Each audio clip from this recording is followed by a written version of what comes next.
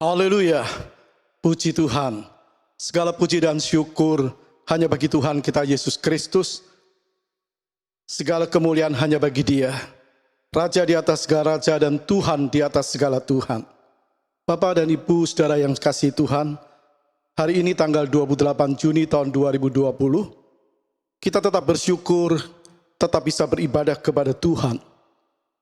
Tema khotbah yang saya sampaikan, jaga hati. Jaga hati.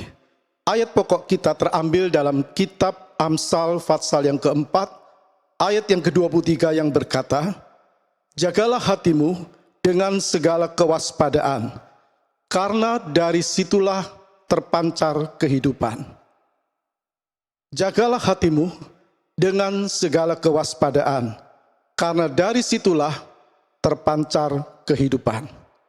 Betapa pentingnya menjaga hati, karena dari situlah firman Tuhan katakan terpancar kehidupan. Berarti ada tidaknya kehidupan tergantung dari hatinya. Jelasnya tergantung bagaimana seseorang menjaga hati. Kan itu tema yang kita lihat pada hari ini, jaga hati. Jaga hati, apa itu hati? Dan apa fungsi hati? Mengapa harus dijaga? Dan siapa yang harus menjaga? Apa itu hati? Dan apa fungsi hati? Mengapa harus dijaga?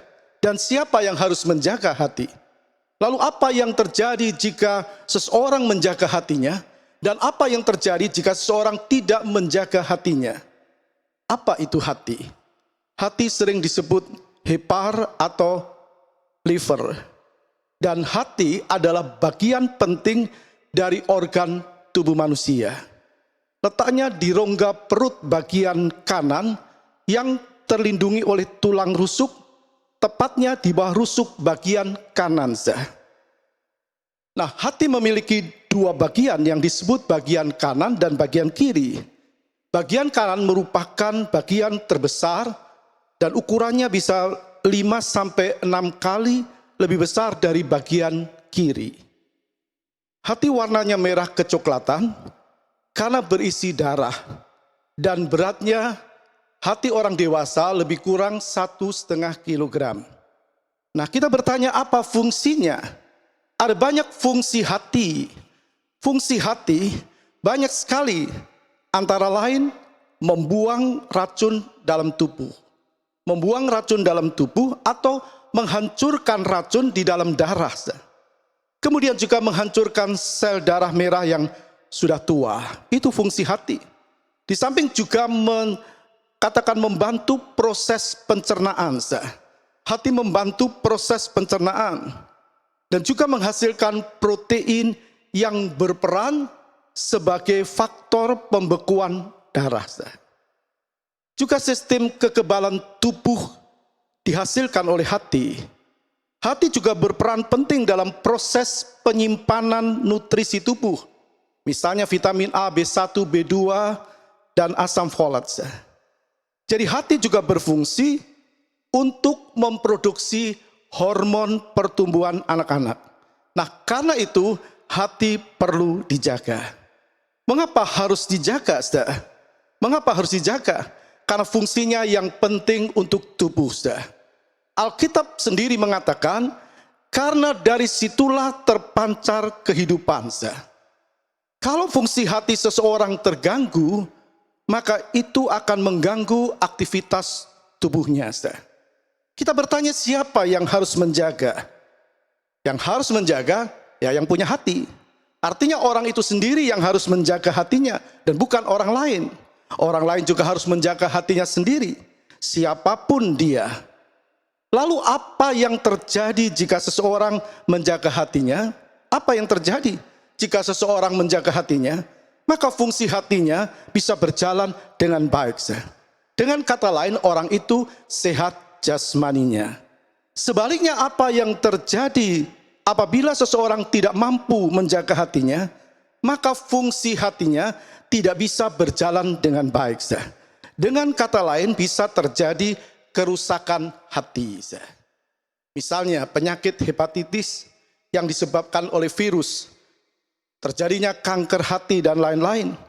Dengan kata lain, orang itu tidak sehat jasmaninya. Ada beberapa gejala yang bisa menunjukkan adanya gangguan fungsi hati. Ada beberapa indikasi adanya gangguan fungsi hati, misalnya perubahan warna fisik jadi pucat, perubahan warna mata, kulit jadi kuning. Itu menunjukkan bahwa fungsi hati seseorang sedang terganggu.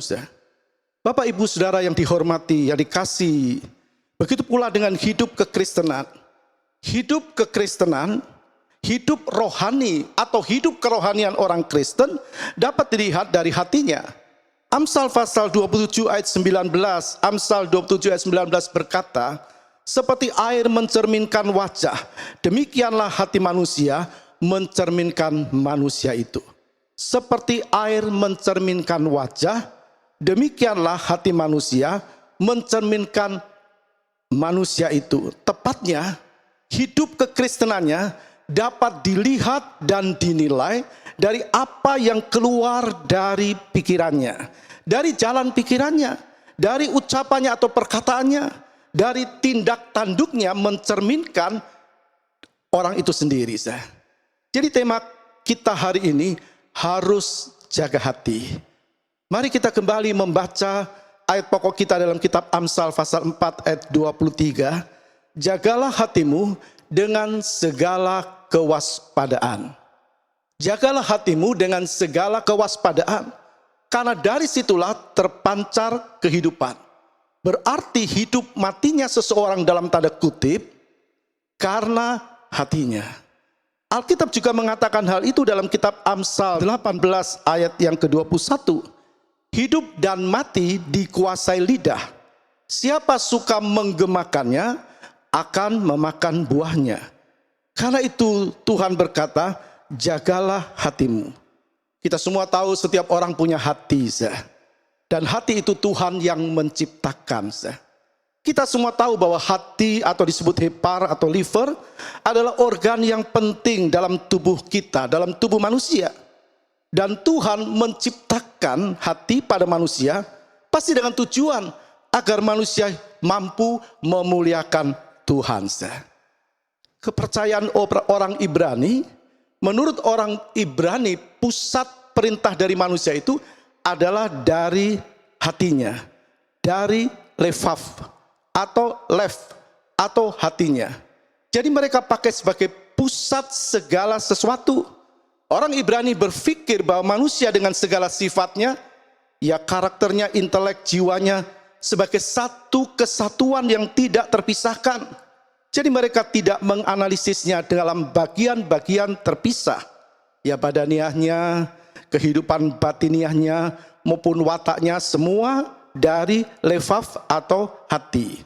Nah, dalam perjanjian baru, hati adalah tempat berpikir. Dalam Markus pasal 2 ayat 6 dan 8 berkata, tetapi di situ ada juga duduk beberapa ahli Taurat, mereka berpikir dalam hatinya. Jadi hati itu adalah tempat berpikir. Apa yang orang pikirkan atau renungkan itu sumbernya dari hati. Sebelum orang itu mengatakan. Jadi Tuhan sendiri juga mengatakan, kita lihat perhatikan apa yang Tuhan katakan dalam ayat yang ke-8. Tetapi Yesus segera mengetahui dalam hatinya bahwa mereka berpikir demikian. Lalu ia berkata kepada mereka, mengapa kamu berpikir begitu dalam hatimu? Jadi jelas hati itu tempatnya berpikir. Maka kalau hatinya jelek, kalau seseorang hatinya jelek, maka yang keluar ya pikiran-pikiran yang jelek. Kalau hatinya kotor, yang keluar ada pikiran-pikiran yang kotor. Kalau hatinya najis, maka yang keluar ada pikiran-pikiran najis, dan seterusnya.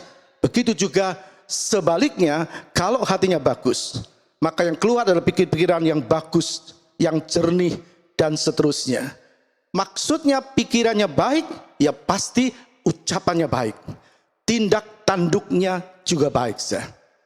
Tuhan juga berkata dalam firman-Nya, hati itu juga tempat perasaan.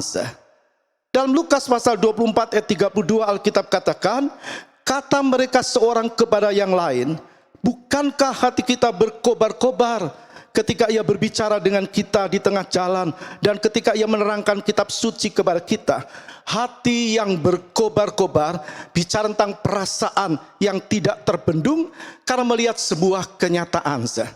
Jadi hati itu juga tempatnya perasaan.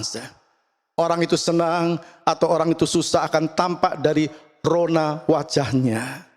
Dari rona wajahnya. Dan itu perasaan. Jadi hati itu juga tempat perasaan.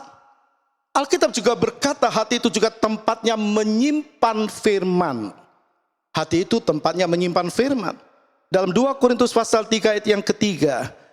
Karena telah ternyata bahwa kamu adalah surat Kristus yang ditulis oleh pelayanan kami, ditulis bukan dengan tinta, tetapi dengan roh dari Allah yang hidup, bukan pada loh-loh batu, melainkan pada loh-loh daging, yaitu di dalam hati manusia. Jadi firman Allah mengatakan, hati itu tempatnya menyimpan firman. Juga dalam Mazmur 119 ayat yang ke-11 dikatakan, dalam hatiku aku menyimpan janjimu, supaya aku jangan berdosa terhadap engkau. Hati ini tempat menyimpan firman. Dalam hatiku aku menyimpan janjimu, supaya aku jangan berdosa terhadap engkau. Jadi betapa pentingnya peran hati dalam diri manusia. Betapa pentingnya peran hati dalam hidup manusia.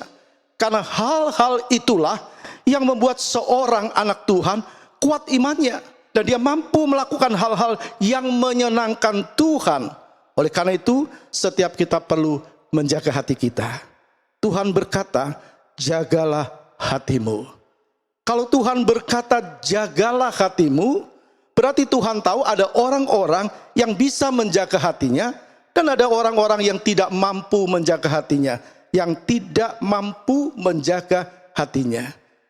Nah, kalau hati secara hurufiah tidak dijaga, maka bisa menimbulkan berbagai macam penyakit. Tadi kita sudah mendengar ada hati yang fungsinya terganggu. Kalau hati seorang tidak dijaga, maka bisa menimbulkan bermacam penyakit. Ada penyakit liver, kanker hati, dan bisa berakhir dengan kematian. Sebaliknya orang-orang yang mampu atau yang bisa menjaga hatinya, maka hatinya sehat dan berfungsi dengan baik.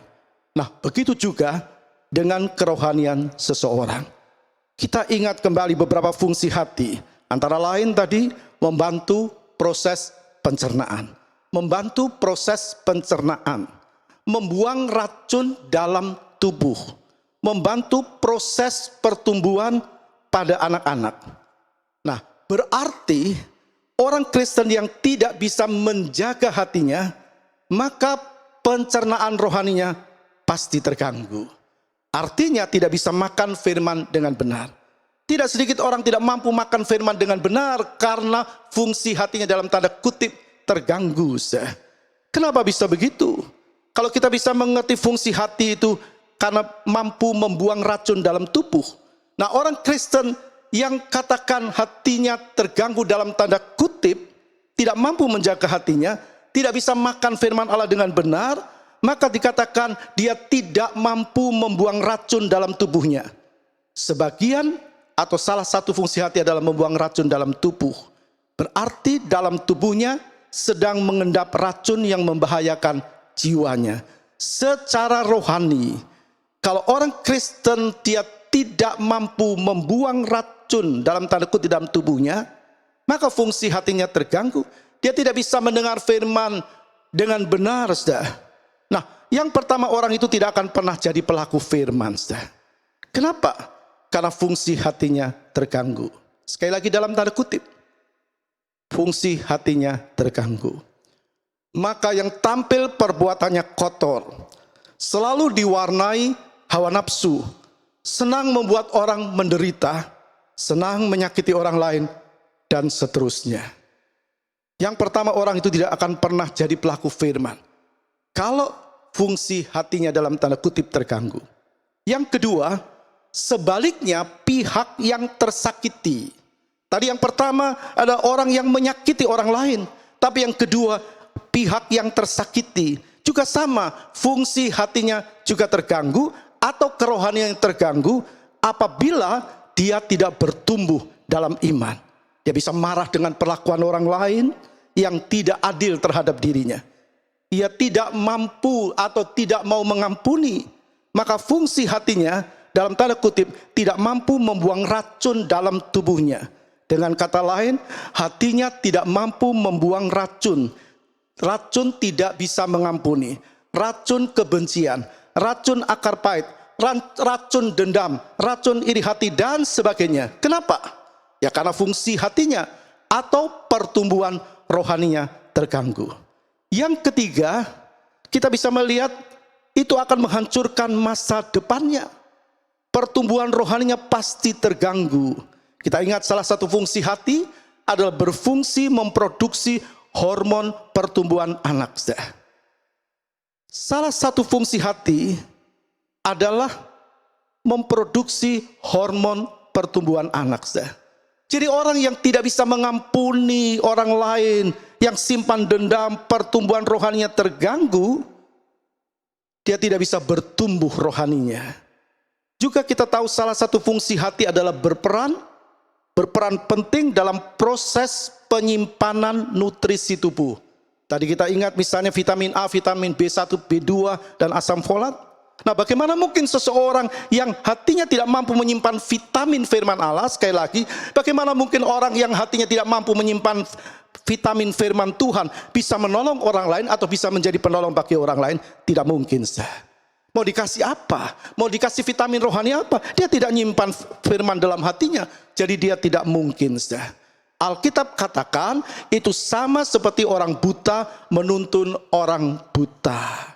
Dalam Matius 15 ayat 14, ya keduanya akan jatuh ke dalam lubang. Jadi kalau hati itu tidak dijaga, itu bukan hanya merugikan dirinya sendiri, bukan hanya merugikan dirinya sendiri yang punya hati, tapi juga merugikan orang lain, hati orang lain. Saya ingat ayat pokok kita, jagalah hatimu dengan segala kewaspadaan, karena dari situlah terpancar kehidupan. Jadi kalau rohaninya tidak bertumbuh, karena tidak mampu menjaga hatinya, ya masa depannya pasti hancur. Jadi kitalah yang harus menjaga hati kita dan bukan orang lain. Orang lain harus menjaga hatinya, kita juga harus menjaga hati kita. Kenapa? Kalau hati kita tidak sehat, maka racun kebencian, racun sakit hati, racun tidak bisa mengampuni, racun dendam, racun akar pahit, itu akan merusak kerohanian kita. Kalau kerohanian seseorang rusak, tidak bertumbuh, ya pasti apa yang keluar dari hatinya, ya hal-hal yang buruk, hal-hal yang jahat, hal-hal yang tidak baik. Karena itu Tuhan mau apa yang kita lihat, apa yang kita baca, apa yang kita dengar, apakah itu perlakuan orang lain terhadap kita, tetap kita harus menjaga hati kita baik-baik. Kita harus pikir dulu, berulang kali, renungkan, camkan, apakah itu bermanfaat bagi kerohanian kita atau tidak. Kalau kita tahu tidak ada manfaatnya, lebih baik kita buang jauh-jauh dari hati kita. Karena itu justru akan merusak kerohanian kita. Itu bisa membuat rohani seseorang tidak bertumbuh. Nah, Rasul Paulus bilang begini, seharusnya katakan harus sudah bertumbuh. Dia bilang dalam Ibrani pasal 5 ayat 12, sebab sekalipun kamu ditinjau dari sudut waktu, sudah seharusnya menjadi pengajar. Kamu masih perlu lagi diajarkan asas-asas pokok dari penyataan Allah, dan kamu masih memerlukan susu, bukan makanan keras. Artinya rohaninya tidak bertumbuh, tidak terlihat pertumbuhan rohani. Jelasnya masih rohani kanak-kanak atau kanak-kanak rohani. Kita maju di ayat 14 dalam Ibrani 5. Tetapi makanan keras adalah untuk orang-orang dewasa yang karena mempunyai panca indera yang terlatih untuk membedakan yang baik daripada yang jahat.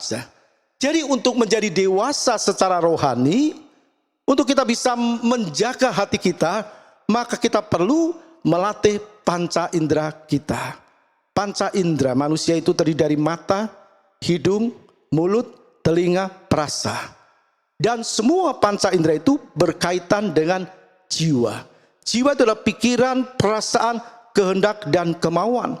Dengan kata lain, Tuhan suruh kita melatih jiwa kita atau hati kita. Maka Tuhan berkata, jagalah hatimu, karena dari situlah terpancar kehidupan.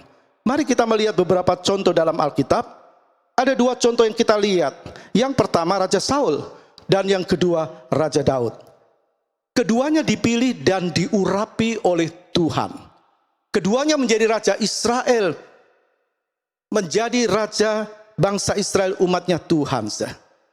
Kita tahu masing-masing memang tidak sempurna dan punya kelebihan dan kekurangan.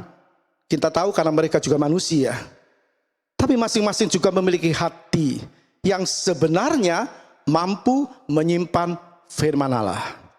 Semua orang percaya juga punya kekurangan, juga punya kelebihan masing-masing. Tapi yang penting, apakah seseorang bisa menjaga hatinya atau tidak? Mari kita lihat tentang Raja Saul. Saul kata Ibraninya Syaul, artinya yang diminta. Saul ini anak Kisi dari suku Benyamin. Jadi Saul ini keturunan suku Benyamin. Saul adalah raja pertama orang Israel. Itu ditulis dalam 1 Samuel pasal 9 ayat 17. Ketika Samuel melihat Saul, maka berfirmanlah Tuhan kepadanya, inilah orang yang kusebutkan kepadamu itu. Orang ini akan memegang tampuk pemerintahan atas umatku. Juga dalam 1 Samuel 10 ayat yang pertama. Lalu Samuel mengambil buli-buli berisi minyak, dituangnyalah ke atas kepala Saul, diciumnyalah dia sambil berkata, bukankah Tuhan mengurapi engkau menjadi raja atas umatnya Israel?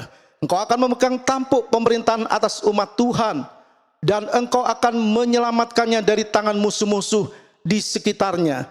Inilah tanda bagimu bahwa Tuhan telah mengurapi engkau menjadi raja atas miliknya sendiri.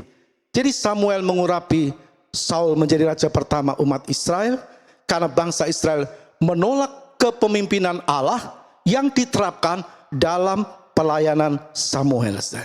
Mari kita lihat perjalanan kerohanian Saul. Saul awalnya adalah seorang yang rendah hati. 1 Samuel 9 ayat 21. Tetapi jawab Saul, bukankah aku seorang suku Benyamin, suku yang terkecil di Israel? Dan bukankah kaumku yang paling hina dari segala kaum suku Benyamin? Mengapa Bapak berkata demikian kepadaku? Jawaban Saul itu mencerminkan kerendahan hatinya. Awalnya Saul hidup dalam kerendahan hati. Artinya dia bisa menjaga hatinya.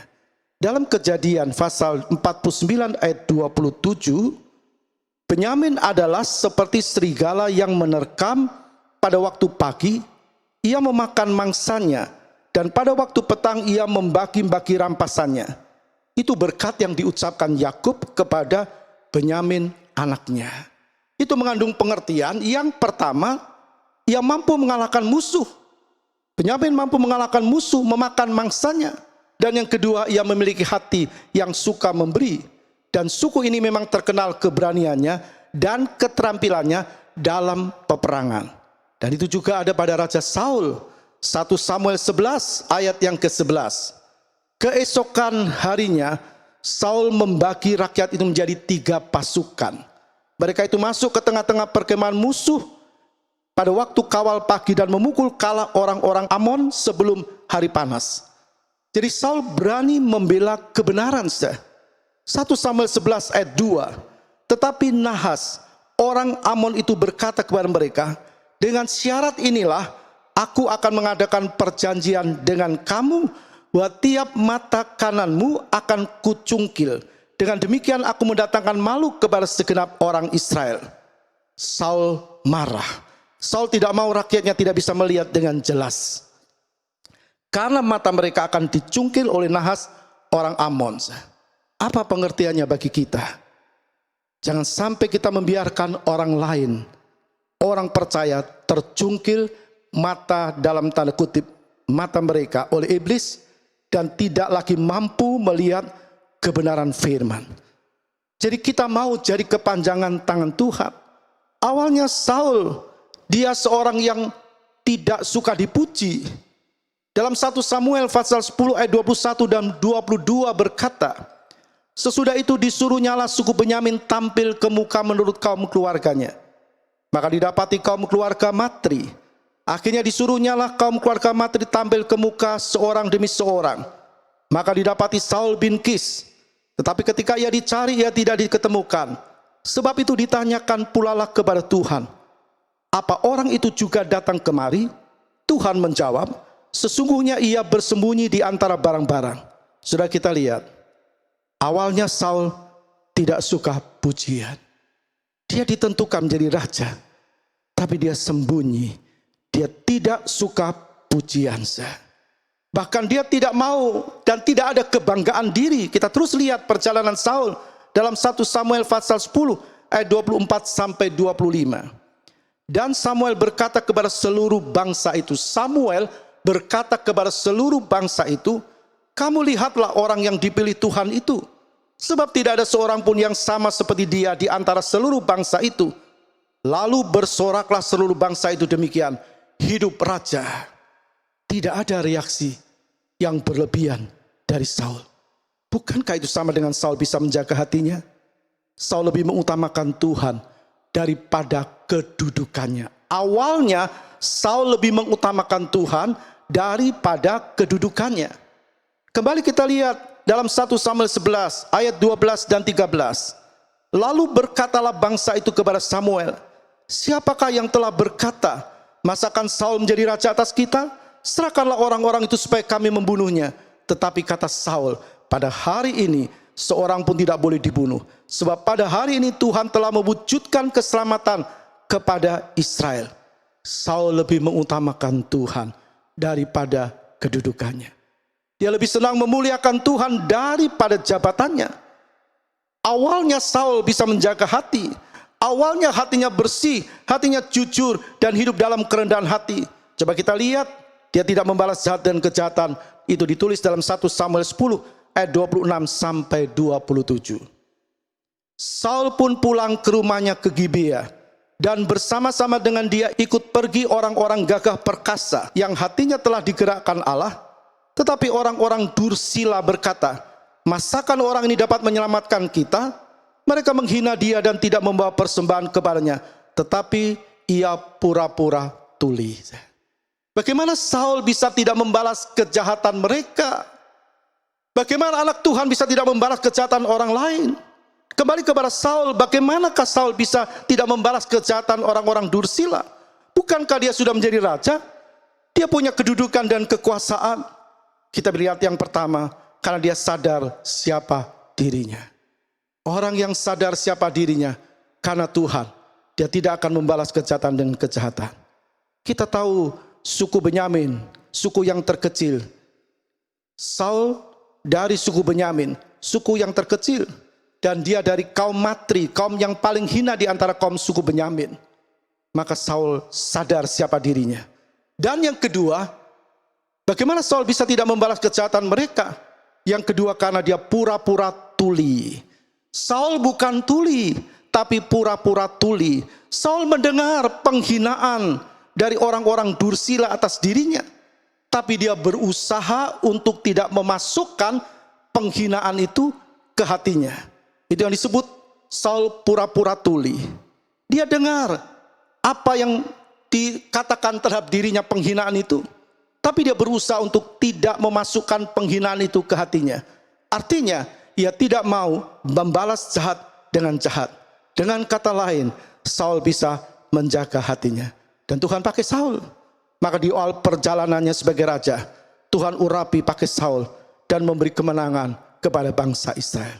Tapi perjalanan rohani Saul selanjutnya, dengan berjalannya waktu, dengan bertambahnya kekuasaan, dengan bertambahnya harta benda, maka Saul tidak lagi mampu menjaga hatinya.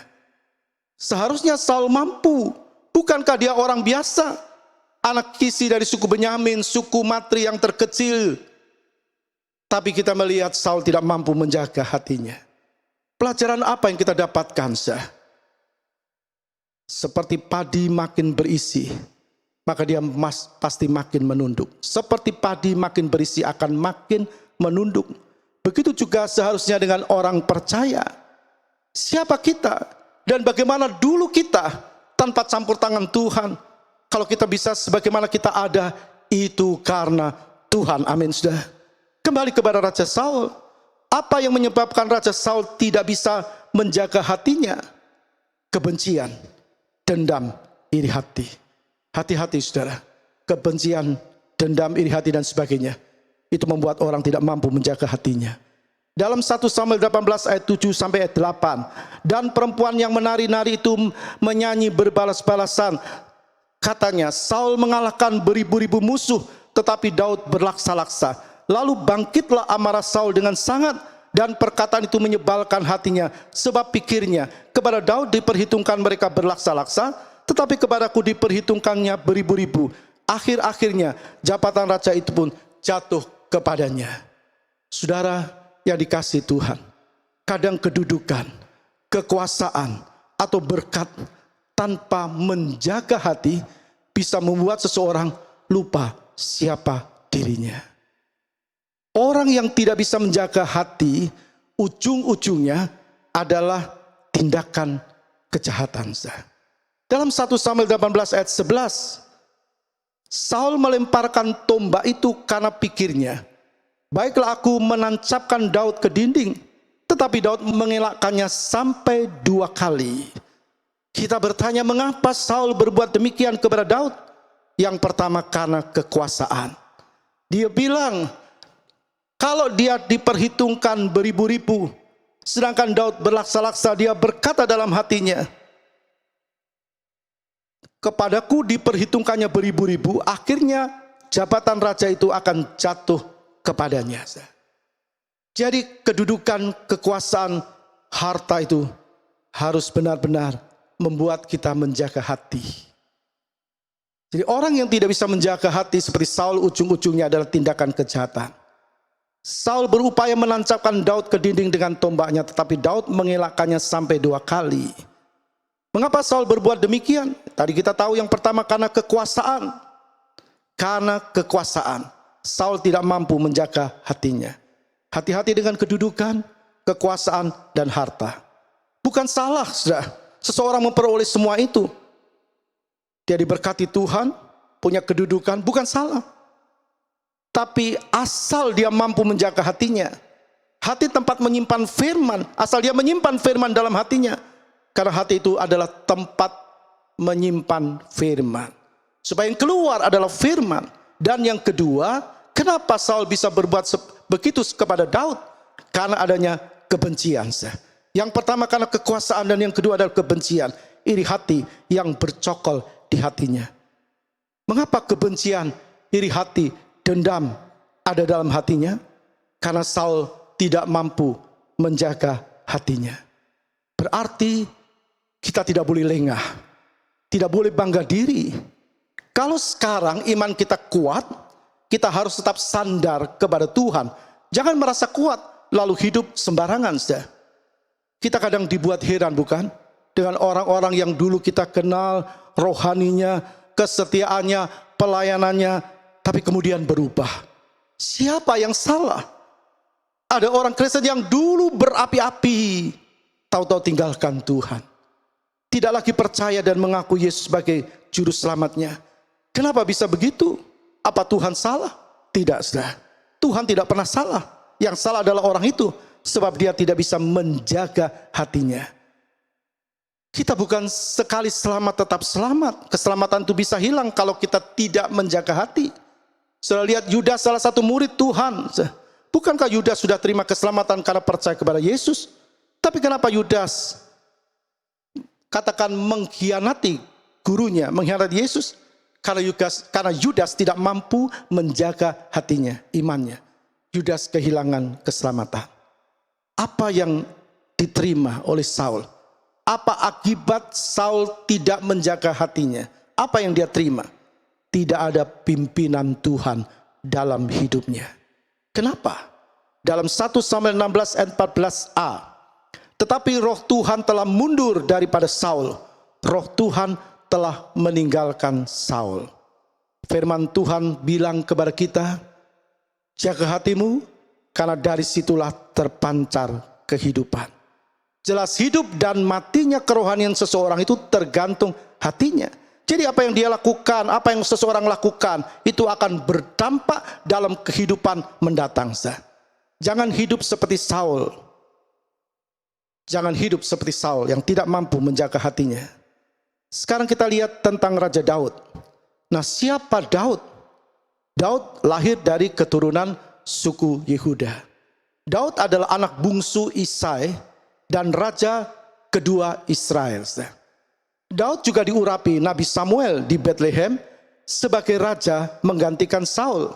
Dalam 1 Samuel 16 ayat yang ke-13, Samuel mengambil tabung tanduk yang berisi minyak itu dan mengurapi Daud di tengah-tengah saudara-saudaranya. Sejak hari itu dan seterusnya, berkuasalah roh Tuhan atas Daud. Lalu berangkatlah Samuel menuju Rama. Daud seorang yang berkenan di hati Tuhan. 1 Samuel 13 ayat 14, Daud disebut sebagai pemazmur yang disenangi di Israel. Dalam 2 Samuel 23 juga dikatakan ayat yang pertama, inilah perkataan Daud yang terakhir, tutur kata Daud bin Isai, dan tutur kata orang yang diangkat tinggi, orang yang diurapi Allah Yakub, pemazmur yang disenangi di Israel. Ada 73 mazmur dalam Alkitab yang menyatakan sebagai mazmur Daud. Daud melakukan kehendak Allah pada zamannya, itu dalam Kisah Rasul 13. Jadi kita melihat di awal perjalanannya sebagai raja, Daud juga hidup dalam kerendahan hati. 1 Samuel 18 ayat 23. Lalu para pegawai Saul menyampaikan perkataan itu kepada Daud. Tetapi Daud menjawab, perkara ringankah pada pemandanganmu menjadi menantu raja? Bukankah aku seorang yang miskin dan rendah? Daud dapat menjaga hatinya. Ya, seorang yang rendah hati. Mari kita lihat terus perjalanan kerohanian Daud. Daud perjalanan selanjutnya dalam perjalanan rohaninya, Daud pernah beberapa kali tidak mampu menjaga hatinya. Yang pertama, Daud jatuh dalam dosa perzinahan dengan Batseba. Itu dalam 2 Samuel 11. Lalu Tuhan tegur melalui Nabi Nathan, dan Daud mohon pengampunan Tuhan. Dalam 2 Samuel 12 ayat 13, lalu berkatalah Daud kepada Nathan, aku sudah berdosa kepada Tuhan. Daud mohon pengampunan, Daud bertobat sampai ke dasar hatinya. Dia coba bangkit kembali dan menjaga hatinya. Tapi kita melihat yang kedua, Daud pernah katakan tidak mampu menjaga hati. Waktu Daud bangga diri dalam 2 Samuel 24 ayat 2. Lalu berkata raja kepada Yoab dan para panglima tentara yang bersama-sama dengan dia, jelajahilah segenap suku Israel dari Dan sampai Berseba. Adakanlah pendaftaran di antara rakyat supaya aku tahu jumlah mereka. Daud bukan mau tahu berapa jumlah rakyatnya, tapi di dalamnya terselip kebanggaan diri. Daud sudah diperingatkan oleh Yoab panglimanya supaya dia tidak melakukan apa yang salah di mata Tuhan, tapi Daud bergeming. Daud tidak jaga hati, dan itu salah di mata Tuhan. Daud minta ampun sama Tuhan.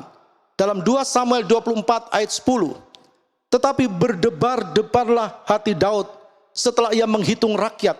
Lalu berkatalah Daud kepada Tuhan, aku telah sangat berdosa karena melakukan hal ini. Maka sekarang Tuhan, jauhkanlah kiranya kesalahan hamba-Mu, sebab perkataanku itu sangat bodoh.